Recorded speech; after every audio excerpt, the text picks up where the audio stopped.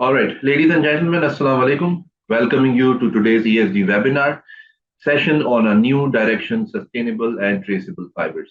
Hosted by Pakistan Stock Exchange, this would be the 11th ESG webinar session as part of its series to inculcate knowledge on ESG for listed companies and academia. Textile sector of this country holds importance for us. As Pakistan earns its foreign exchange exporting textile items internationally, as the textile sector holds its due importance for the country. Today, we embark on a journey to explore how businesses can harness the rise of green consumerism to transform the textile sector to international investors. As the European Union and the United States enforce sustainability regulations, the demand for eco-friendly products is skyrocketing. The session would aim to delve into the strategies and practices that can help businesses not only comply with these regulations, but also thrive in this evolving landscape. Our esteemed speaker today, Mr. Rizwan Afzal Chaudhry, the Chief Operating Officer of Polyester Business at Lucky Core Industries, Pakistan, brings a wealth of experience and insights to the table. With his expertise, we will uncover the benefits and opportunities that sustainable businesses and traceable fibers can offer to the businesses. The session will lead to gaining valuable knowledge on how to navigate the changing textile markets, seize opportunities in green consumerism, and ultimately drive sustainable growth for the businesses. So I would now give the floor to Mr. Rizwan Abdul Chaudhry so he can share his insights on the said topic. Assalamu alaikum, sir. I hope आप ठीक ठाक हैं and thank you very much. आपने वक्त निकाला इस चीज के लिए. This is a very imperative, very important topic that it requires us to talk about as much as possible. So you being at this position, I think हमारे लिए it's a pleasure for us to host you today. Thank you so much for giving me the opportunity to share some insights. I think it's important for us to work together to first to understand and then work together in order to improve the sustainability, not just for us, but for the generation. So absolutely, I'd be honored to get some insights that I have. Okay, so should I just start off with my... Absolutely, sir, if you're ready. Okay, great. Thank you very much. So as everybody heard, my name is Rizwan Afzal Chaudhry. I have spent almost 27 years with the organization, out of which probably 22 in the polyester fiber business. So have a little bit of an experience about the polyester fiber industry, downstream, textiles. I have seen the industry from upstream all the way to the downstream because I was also looking after the dyes and chemicals portfolio of the LCR businesses. So I have a presentation that I will be sharing with you that I shared at various forums. And this presentation has actually had a lot of sort of following and a lot of questions were asked. This also covers majority of the questions that are now currently asked by the various stakeholders. So if there are any questions, I'd be more than happy to answer those. We have Q&A built into this presentation. It's going to be 1 full hour, so we'll have 10 minutes worth of it for any questions. And if there are any more questions, please feel free to send me through email, and we'll be happy to answer. So I'm just going to share the screen, my presentation on the screen. Please let me know if you can see the presentation. Yes, we can view it. Yes. All right. Okay, just a second. Ezada, you can perhaps yeah, perfect. Okay, so Terylene is our product brand, and just a brief introduction. The company, we've been in the polyester fiber production for over 42 years now in the country. We were amongst the pioneers who brought polyester fiber into Pakistan. However, the legacy of the polyester fiber, the Terylene brand, goes back till 1942 when ICI in the UK invented this brilliant fiber. So The fiber that was invented by ICI was called Terylene, and we still have that brand name with us to date. And because we have a legacy of very innovative company, so we continue to innovate and add new products and continue to follow the trends and try to stay ahead of what the world is looking for in terms of the textile and the polyester products. So I'll start off with this. As you can see, the direction on the left-hand side is not so great as we are going toward global warming. There are climate change happening very, very fast, and it's affecting everyone. And as we see, the season, the seasons are also uh, so the seasons are also very abrupt, and the impact are very devastating. And we have seen those devastating impact on our own country. So the the change that is coming in is coming from the uh, the generation that is coming now, which is more knowledgeable, more up with the green sort of consumerism. The millennials are leading the way, although the Generation X is also asking for more sustainable and eco-friendly products. And they're also asking for traceability of these eco-friendly products. So what's happening is, and we have seen this a couple of years ago, there was a study done in the UK that showcased that out of the total claims of recycled fiber products, 68% of those were fraudulent. So that makes it even more important to have traceability in the product so that the consumer can also see that the product comes from a recycled source. Um, all the brands of the world that we know have made commitments. Everybody is asking and telling their consumers that they're going to convert some portion, half of it, and in some cases, all of their sourcing to the traceable and recycled sustainable products, raw materials. And we have seen there are some brands who are talking about 100% conversion by 2030, like you can see IKEA, Zara, Target.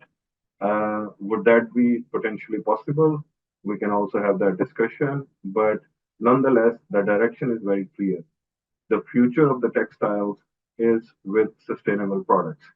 And in order for us to be able to stay ahead of the competition, we need to come up with the products and with the production processes that can help these brands meet their commitments. So there is a roadmap, which is EU strategy governance has created for the 2030. That roadmap requires certain actions by the textile value chain to take on in order for them to operate in the EU and the US markets. So, in order for you to operate, this is the license to operate. You need to have these few pillars in your textile value chain in order for you to be sustainably, competitively operate in the major markets. The number one pillar of that is increasing rPET in textiles. So all the textiles sold in EU to have a certain percentage of rPET. So that has become mandatory in order for you to operate in the EU. From 2025, the regulation will become more effective. And if you are not able to showcase that you're using recycled PET, you will have a certain percentage of revenue as a penalty will go towards your selling price and hence making you less competitive. So in order for you to be competitive, you need to have certain percentage of recycled material. The second step that they're now asking for everyone to have is have traceability. So traceability means that you can demonstrate where this material is coming from, starting from the very beginning, from the source of the raw material. For us, this comes from The raw material comes from the PET bottle that are collected and then they are shredded and formed into flakes, and we buy those flakes.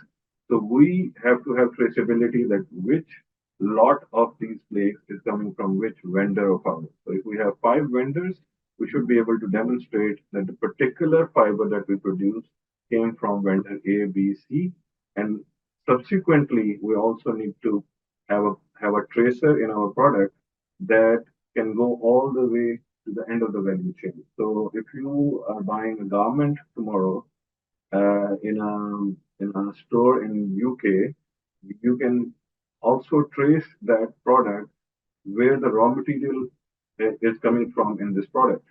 And you need to have that digital and physical, in many cases, traceability to show that it comes from the right supplier.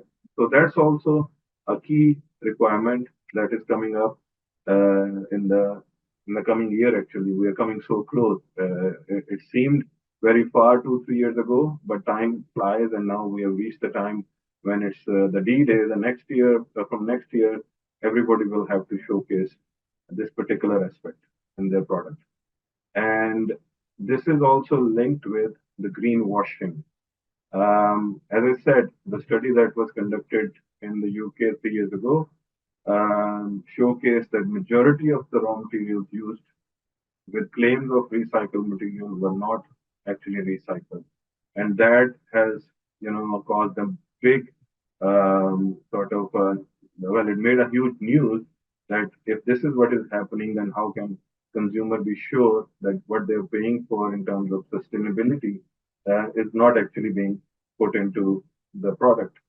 So tackling greenwashing is linked with the traceability. So if you have traceability of raw material going into the garment and the textiles, then you can ensure that it's made with the genuine recycled materials in the product.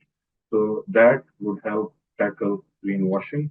And it's also becoming more and more important that now there are ways to test the material and find out whether the product contain recycled content or not, and what is the percentage of those recycled content.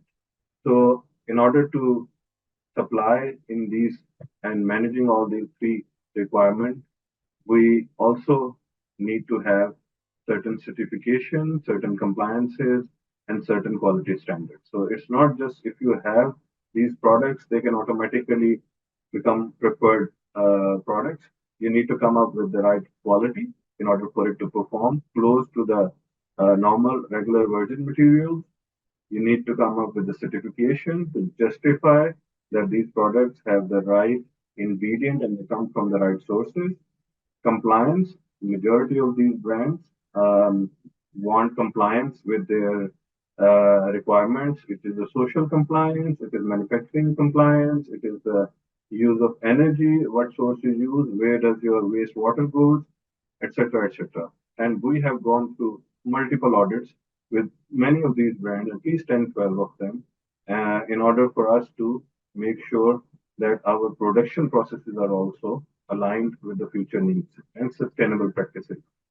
And then creating awareness and streamlining waste collection. So you're a producer, but you also have to go back and see how can you support the collection of waste and then to create awareness among the new generation, the current generation, and the future generation. So we have a product that takes care of majority of these requirements, which is Terylene Clean. It's 100% PET bottle recycled fiber, and it has quality which is close to virgin. This is a product that can give you as close as you can get, and it is comparable with any product globally. Uh, Second step is we partnered with a company called Fiber Trace in order to give a digital and physical traceability to the end product. And we have a long-term contract with this organization. We add a small amount of tracer in the product, and it goes all the way to the end garment. And you can see the content of the garment once you use that gadget that you can see in the screen, and the light comes on. if it contains terylene clean, and if it doesn't, it will not come out. So that gives the end consumer some confidence that what he's buying is coming from the genuinely recycled sources. Certifications, you have to have multiple certification and which we managed to acquire, and then you need to get compliance approvals from the major brands who are your end customers. So all of these requirements that I just mentioned earlier are fulfilled by the Terraline Clean product that we offer in the 100% recycled fiber category. So this is how you go from one to three. So all three criteria are ticked. The number four is microfiber pollution. So that's another area which has been for a long time a cause of concern, and more awareness in the industry and by the end consumer is making this uh, problem become more significant and more open, and everybody's aware of it now. So how do you manage microfiber pollution? It's hard with the polyester fiber because polyester fiber normally shreds during washing, and when it shreds, there are small little particles that go through the washing machine and they end up in the marine life. And when it gets put into the dumps, where it starts to become part of the land, polyester does not biodegrade. Normal polyester does not even biodegrade in 100 and 200 years. So it stays there and it causes that pollution, which is polyester and microfiber. So in order to tackle that issue, you need to have a product that does not create this challenge. And we are very happy to share with you that we also have started producing this product in the country. We've been producing it for last almost 4 or 5 years, but in the last 1 year, we have started to see a real good offtake of this. So this product is called Terylene powered by Ciclo. This is the solution. As you can see on the left-hand side, 11 million tons of textile waste product end up in landfill oceans every year, damaging marine life and environment. But however, if you start replacing the virgin normal fiber with this product, which has a special ingredient that helps it biodegrade at the normal rate like natural fiber. So just to give you some idea, the speed of its degradation is very similar to wool, slightly slower than cotton, but faster than wool. So it just like cotton. When you wear cotton and when when it becomes waste and you throw it away, whether it's in aerobic environment or anaerobic environment, it attracts bacteria, and over time it starts to disintegrate. The same principle applies on this product, which is actually polyester. So in both aerobic and anaerobic environment, it starts to biodegrade, and we have seen the results that in 463 days and just over 1278 days, which is about less than 4 years or so, you have more than 91% biodegradation. Degradation. So this is the solution that is currently available to tackle the microfiber pollution, both in aerobic and anaerobic environment. So we've been able to tackle the first four pillars of this regulation that has come in, and the last one that we are seeing now becoming more and more popular is increasing textile waste collection and recycling. So this is the most innovative form of recycling. It's currently done by very, very few globally, and I'm very pleased to share that we would be amongst the first two or three organizations that managed to actually produce fiber from textile waste. So I'll explain that a little bit. All the garments that contain polyester and cotton, they eventually uh, past their useful time life, they get dumped. These garments are collected, and these garments are then put through various processes. But one typical process would be to put it through a solvent where the, the garment dissolves, and it dissolves and separated into two streams. One is the cotton and viscose stream, and one is the polyester stream. And in the polyester stream, it goes into the form of monomer, completely dissolving and taking it down to the monomer level, and then reacting and making it back into polyester and into pellets. And from the cotton and viscose side, that diluted material comes out in the form of pulp, and that pulp is that recovered. So, broadly, just one typical chemical recycling process that I'm sharing with you. So, what is happening is there are maybe 15, 20 new companies on a global level that have started to make some new inventions. And in different ways, they have taken textile garment waste, post consumer and post industrial, and dissolve it or use another process and convert it back into usable pellets or fiber.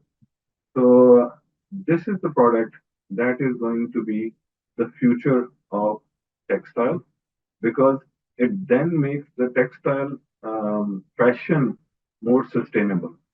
So because there is a lot of consumption of textiles, particularly in the Europe and the Americas, they have a huge problem because they cannot continue to dump their textiles and get away with it. Previously, they were able to export these used textiles to various countries, including Africa and also sometimes Pakistan, who is still one of the larger importers of used clothing into the country.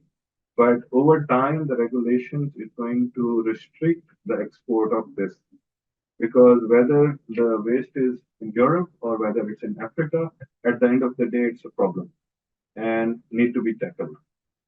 So with the more awareness and more realization of the issue, now the the various lobbies, rightfully so, are enforcing the brands to first recover their own waste. So if a brand is selling 100 garments, they need to recover at least 20% of the garment, and which is called like a take back scheme.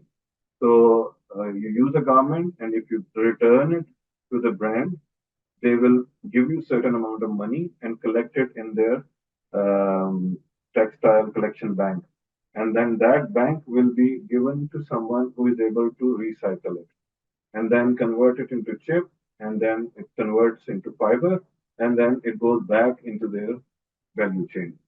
So this is the future, and this is what they call upcycling. If you look at the current recycling, it's coming from the PET bottle recycling process. But PET bottle is also going to be used for PET to PET chip producers. So the consumption and requirement for PET to PET is growing very fast. And they have also very stringent requirements coming from the regulation that, for example, in order to sell in Europe, you need to have at least 25% recycle PET bottle content in the end product, in the new product. So if tomorrow a brand is not able to add 25% recycle in their new bottle, they would not be allowed to sell. And by 2030, they plan to go up to 30%. So while this is also happening and the requirement is more tougher on that front, there will be more demand for PET to PET recycling, and hence the PET bottle recycling for polyester will become more difficult and more expensive. And from PET to PET recycling, it's called upcycling, and from PET to textile recycling is downcycling. So this is also something that has been discussed, and this is something that is going to be discouraged, but we don't know when that will happen. It could be 3 to 5 years, However, when you look at textile to textile recycling, that's the right side, upcycling, and that is something where the future of the textile is. Because once we're able to do that on a larger scale, consistently with the right quality and right economic value, it will become the global standard.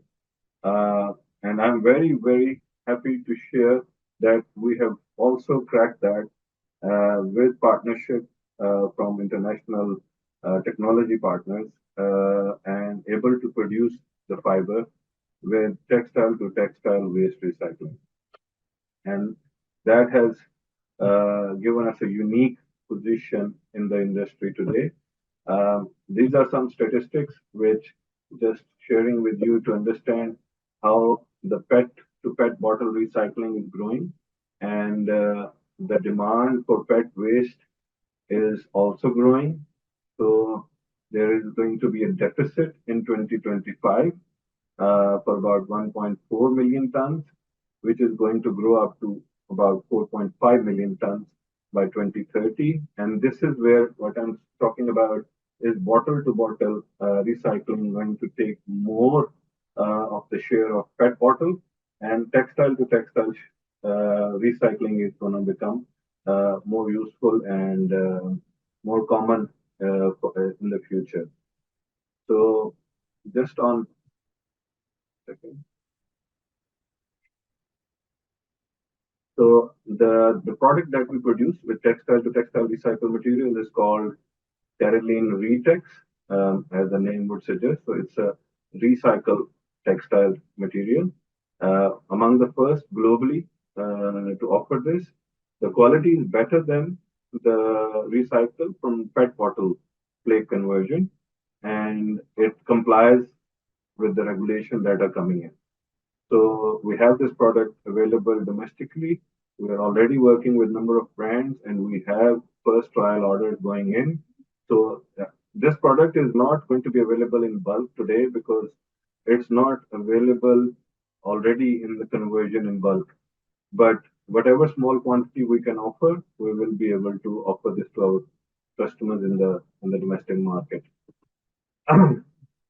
So the future of synthetics, this is also something that is being talked about. It's all linked with the problem of the industry, bottle-based feedstocks, and the real and the recycled content targets that have been set in. And this is where the future of the textile is heading towards. Then there are certain actions that need to be taken by various uh, sort of the value chain partners. If you look at these recyclers, suppliers, waste aggregator, investors, so everybody has their share of targets to achieve.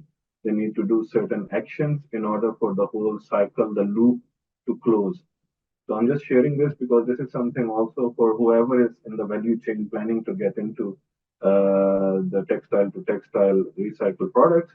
They need to understand what are the certain actions that are expected of them.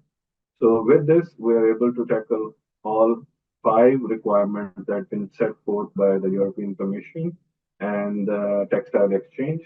And this will help benefit the domestic industry to take advantage of these products and grow in the value-added segment in the export markets. Um, while we were doing all this, we also had to do something else towards the environment. And as my presentation shows, there is no planet B. So we have to work towards securing and making the current planet sustainable. We have taken a few initiatives uh, connecting with various organizations. I'm just going to share the front end of those. So we work with the National College of Arts, and we had a competition done where they used the PET bottles to create art. And we recognize the most innovative products and innovative art created by them. This was to create awareness in the younger generation. Then we worked with Lahore Benale Foundation, and we made the government schools uh, to go into the green school certification. So if a school practices green initiative. They segregate their waste, they consume less. They are given a green school certificate. And this was with the Punjab government that we were able to do. We also worked with WWF. We have storybooks now from a grade 1 to grade 9 for more than 35 different schools for the kids, younger kids to understand the need for segregation of waste, consumption, reduction in that, and what is important for us to have a sustainable future. So this is just for awareness. And lastly, something that we are really proud of is our partnership with the NGO by the name of Abru. So this NGO is collecting waste from the households and from the institutions uh, from the proceeds of the sale of that waste, they were able to bring underprivileged kids into the school. And we are very pleased to share that we work with them and we help them grow their collection process. And the collected waste that they have, particularly the bottle waste, we ask our vendor to buy from them on the market rate and then convert it into flake and give it to us so that they can continue to grow in terms of their waste collection and the revenue that they get. And in the last year or so, we have helped at least 12, 1300 new underprivileged kids to come to school because of the higher waste collection by our group. And this is the scheme that we are trying to further grow, and we're working with now Punjab Food Authority to make it mandatory for the restaurants and the places of higher consumption to collect their waste and give it to NGOs like that so they can benefit from it. And also at the same time, the waste collection is better and recycling, is also done in a quality manner. So this brings me to the end of my presentation, and I think we have more than 10 minutes for any question or answers that you may have. Thank you very much. Thank you, Rizwan sir. That was very thorough, and I'm pretty sure जो लोगों के questions होंगे वो सब भी इसमें automatically answer हो गए होंगे because सारी चीजें आपने cover करी नहीं है. One of the things that I want to point out was the part where you said there is no planet B, which is very interesting way to look at things because whatever we have to make sure that we make it inhabitable and you know sustainable for our future generations. So that's very, very a good way to go about it. So there is a question here that asked that somebody asked that ESG in Pakistan versus other countries. What's the difference between what we are doing in terms of sustainable activities versus what happens around the world? Uske baare mein maybe you can shed a light on that. So that's question number one. The other question is what are the amendments in the current laws are required in order to implement the green consumerism and make things better? What would be your suggestions if you would, have any that you would like to put forward? Thank you. That was a great question. The first one, where are we in terms of the global comparison in making our environment sustainable? So I will give you an example of Germany, which is now a completely closed loop economy. So everything that is consumed and wasted within Germany is then recycled within Germany. So they have managed to achieve that, and they continue to work towards making their economy a truly circular one. As the consumption is growing, as the need for the new materials is growing, there are challenges. But if you go visit any city in Germany, you will see that a water bottle, a large water bottle, will have different shades of gray. So it would be light gray, then medium gray, then dark gray, because it's been recycled multiple times. So this is what they have already started to do. So they are recycling it multiple times. And the beauty about the polyester and the polymer is that it can be recycled as many times, 5 times, 10 times, and will still have some good use. So comparing us with some place like Germany, I think we have a lot of work to do. The biggest challenge, there are so many challenges that we are faced with.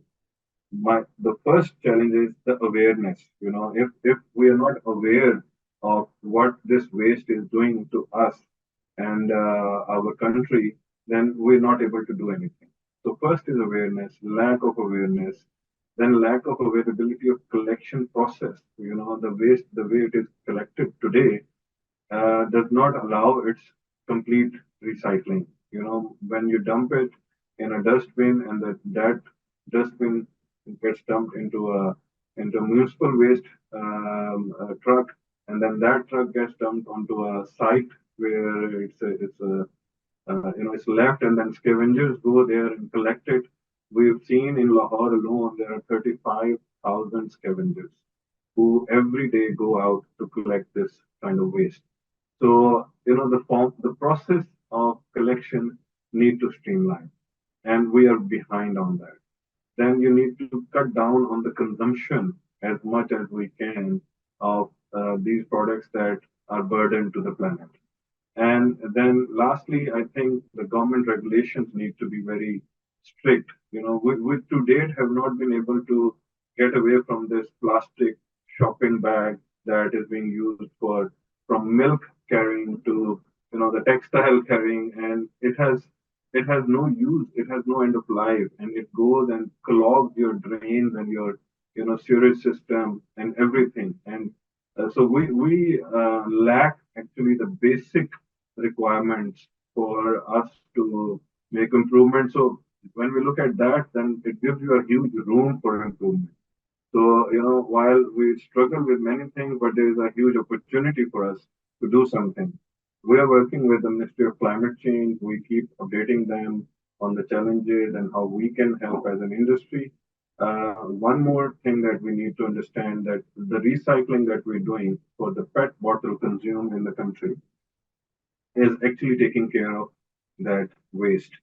But at the same time, there is a lot of waste being imported by many companies because it's cheap, because other countries are not doing recycling, so they have excess waste which they are just dumping into our country, and many organizations are importing that waste many a time just without any money. It's like 10 cents, 20 cents, because then they can convert it and make more money.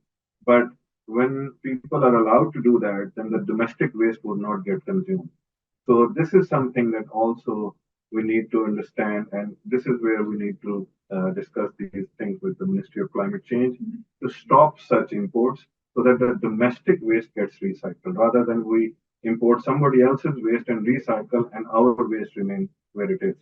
So these are some of the challenges, but also there are a lot of opportunities that we can work towards. As I said, wherever there is adversity, there's always opportunity to do better. So I there are a hope couple that of yeah, there are a couple of more questions related to what you just said. So the first one, anonymous attendee asked that they ask is textile to textile recycling happening in Pakistan? And the next question is how much PET bottles are collected and converted to recycled polyester fiber filament? So basically, he's just asking about some statistics. Perhaps if you have some, you can share. And apart from, maybe you can answer to these and then we. Yeah. So the textile to textile recycling, we are working with a supplier from outside Pakistan who convert the garments into pallets. And those pallets, we then bring it to the country and convert it into fiber. The textile to textile recycling to happen in any country, you need to have a lot of textile waste. Unfortunately or fortunately, textile is one thing that does not get waste. In our country, we do not have huge waste of textiles because we are not fast fashion. Pakistan is not a fashion country, barring the ladies, their garments and their consumption. But that again gets used by the next, person who can make use of that, and then the next person till the time the garment is completely uh, unusable, and then after that it goes into the workshops and becomes usable for cleaning and stuff. So there is not a lot of textile waste that ends up here. And we are mostly textile export country. So 70% of our textiles goes outside Pakistan. So the problem is in the Europe, in the US, in China, where there is fast fashion and a huge consumption. So collection happens there. And as I said earlier, wherever the collection is going to happen, the recycling is going to happen in the same place from garment to the PET chip. But beyond PET chip, those countries are not geared to produce fiber. They do not have the capabilities and the know-how, and it's very expensive to produce fiber in those countries. So from there on, they will start supplying chips to us in the Asia, and we will convert it into fiber and supply it in the value chain, and it will go back into those countries. So this is the path for textile to textile. Even if I set up those chemical recycling, I would not have the raw material. And if I'm going to base it on imported raw material, it's not sustainable. So that's the first question. I hope I answered that. The collection rate today for Pakistan is 64%. So out of every 100 bottles consumed, 64 are recovered. And this is something we can do better on. We can go up to 80, 85% if we start to segregate the waste, collect it properly, and recycle it properly, which is what I was talking about. The awareness is important, the segregation is important, collection process is important. It should not be collected from the dumps. It should be collected from the source of consumption. And then that will help improve the quality of the end recycled product and also shorten the supply chain. So the conversion rate will be higher. So that's the answer to the Bill, second question. there's another question. I'm not sure what they're trying to ask is, but what are the LCA carbon footprints of terylene product per kg? If you could understand that question and answer. I understand that. LCA is a requirement that is being put into, like I said, minimum percentage of recycled content, textile to textile recycling. So this is a life cycle assessment. So basically, you assess how much of the carbon footprint you have reduced by producing the specific product. So our LCA approval is currently in the process. By the end of June, we will get the report, and we will be the only company in the country to have achieved or done LCA properly, because it's very expensive and it takes many months to complete. And we initiated it like 4 months ago. So by the end of June, we will get the detailed report that what is the carbon footprint for our recycling process. And that's when we'll be able to share. You are mute. I can't hear you. All right, sorry. So next question is from Mr. Shiraz Ahmed Saeed. He asked, I think cost to implementation is much higher, textile to textile recycling when it comes to that. So do you agree? He asked. Correct. So today, because as I was mentioning at the beginning, there is probably one or two companies globally that have been able to produce this product on a commercial basis. And it's less than 0.5% of the total polyester produced globally today. But that is changing. So today the cost is high, it's expensive, there's no doubt about it. And also it's not available in bulk. So if I sell 100,000 tons of polyester fiber a year, I would not sell textile to textile more than just even 100 tons. So because it's not available. And henceforth, the price is high because the scale is not there. However, the way a number of companies are working in doing recycling, my assessment is in 2 to 5 years, it will become extremely competitive. However, you need to be in it today so that you can take advantage of the growth and make those networks, because supply availability is going to be a challenge. It's not going to be a common product that you can just go and buy from. It will be through your network, through your relationship, through your commitments on the volumes that you'll have access to. So for the next 3 to 5 years, it's going to become more abundantly available, and hence the pricing is going to start to taper down. But today, yes, it is expensive.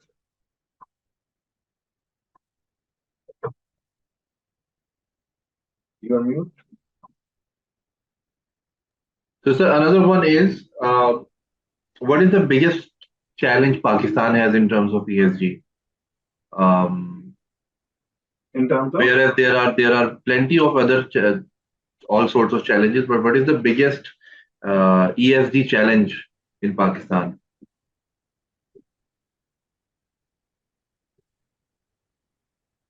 So, can you hear me?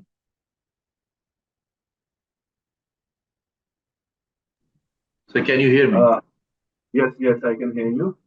The biggest ESG challenge, um, number one is the commitment by the organization who wants to do this, who wants to implement.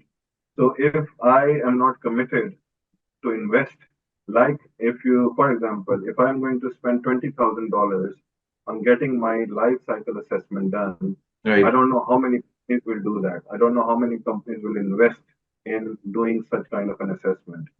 So if you are committed to invest in this, then the challenges are much less. So we have been able to demonstrate to, as I said in the middle of the presentation, about 10, 12 different brands of the world that we have the compliances that they're looking for. So environmental, social, governance, everything is tested. These brands have more stringent requirements than our government can put on us. So when they come and they visit and they go through the whole process and information, and they recognize that all the practices are in place, only then they put us in their approved supplier list. So it's entirely up to the organization. It's doable. We are doing it, and like us, we're not the only one. I'm sure there are so many other companies. Whoever is targeting a global brand has to have these kind of practices in place. So right, it's not about need any governmental support or any regulations. It's up to you how you want to go about it.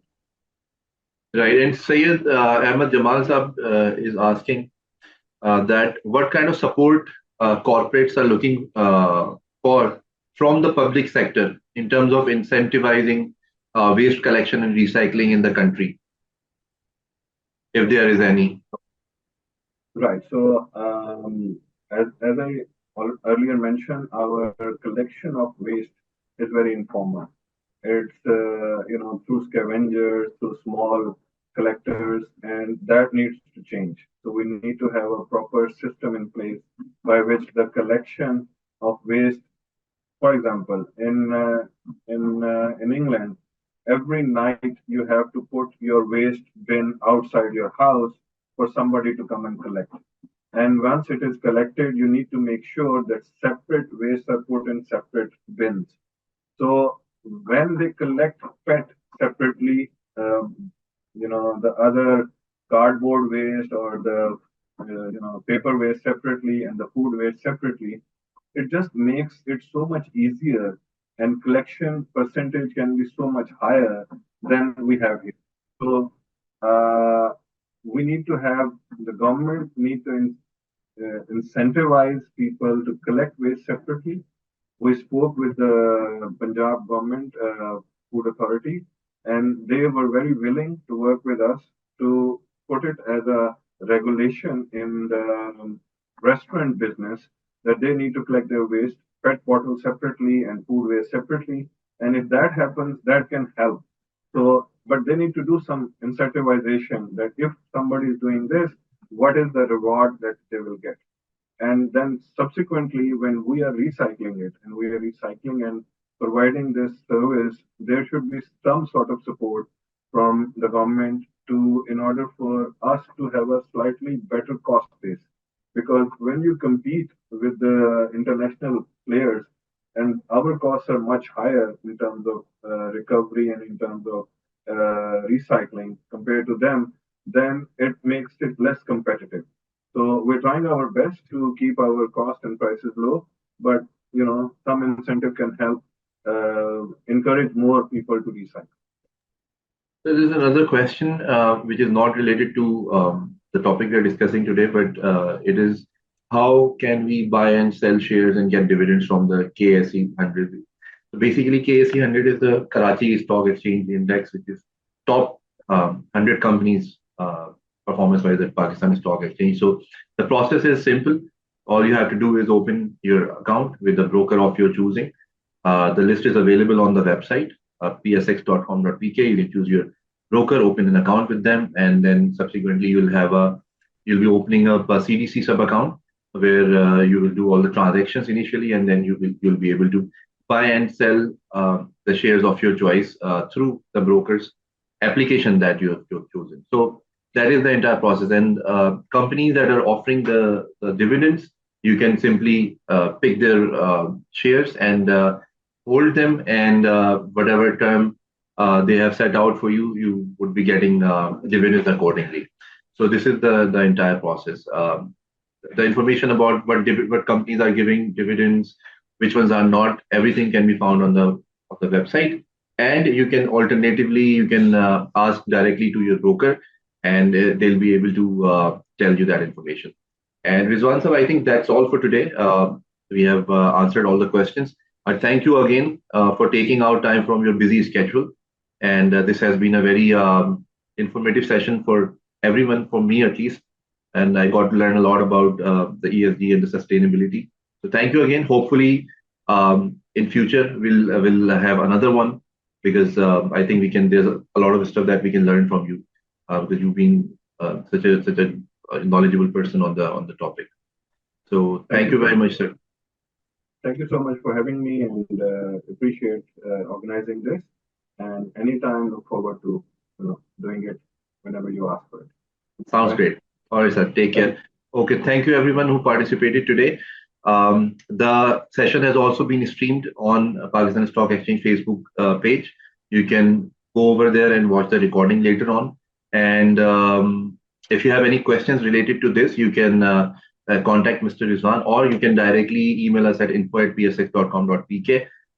If the questions are directed to Pakistan Stock Exchange, we'll directly respond to them to you. And if they are directed towards Mr. Rizwan and his firm, then we will send it to them, and they will be getting back to you on the email address you have provided, or the phone numbers. All right. Thank you very much, everyone. We'll see you in the next one, inshallah. Thank you. Take care.